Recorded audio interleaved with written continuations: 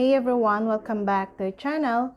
Today I'm going to show you how to delete Twitter account on iPhone.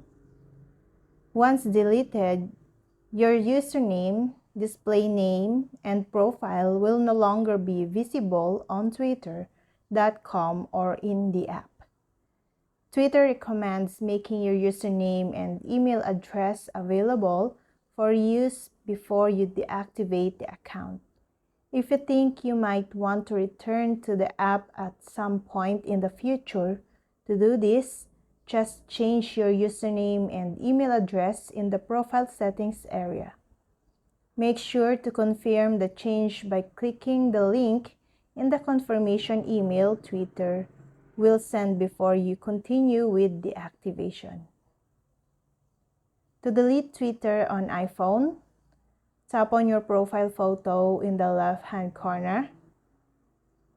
Then select Settings and Privacy. Tap on Settings and tap your account. Scroll down to the bottom of the page and tap Deactivate your account. Scroll to the bottom of the page and tap Deactivate.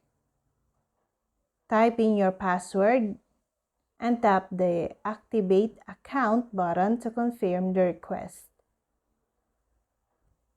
And that's all.